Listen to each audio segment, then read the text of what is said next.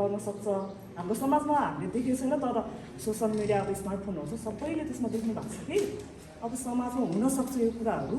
भोलि गएर हाम्रो समाजमा चाहिँ छोराले पनि छोरी जस्तो व्यवहार गर्यो या अलिकति लजाएर बोल्यो, मुख छुपेर हिँड्यो होइन, पाइप लाउने ठाउँमा म फरक लगाएर हिँड्छु भन्नु खोज्यो भने चाहिँ हामीले अब यहाँ आएर जतिजना आउनुभएको छ सबैजनाले नर्मली पढ्नुभएको छ होइन, बुझ्नुभएको छ।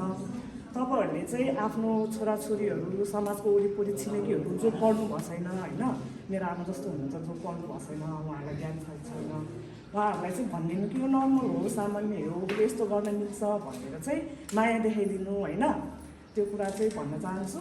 अनि यो महिलालाई चाहिँ पुरुषहरूले बेचेको भन्ने कुराहरूमा चाहिँ म के भन्न चाहन्छु भने तपाईँहरूलाई नेपाल सरकारले 50% कति पर्सेन्ट दिनुपर्छ, पद दिनुपर्छ हो।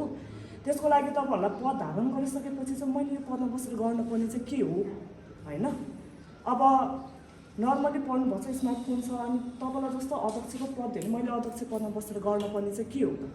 मेरो वनको लागि के नियमहरू छ होइन, आउँदैछ, सेवा सुविधाहरू के गरेछ नेपाल सरकारले भनेर सबैको हातमा आज स्मार्टफोन हुन्छ। स्मार्टफोनमा टाइपिङ गर्न नआए पनि भोइस मेसेजमा चाहिँ यसो बोलेर चाहिँ के छ त नि नेपाल सरकारले के चाहिँ प्रावधान गरेछ ल्याछ भनेर चाहिँ हेरिदिनु, खोजिदिनु, नजाने सोधिदिनु, बुझिदिनु।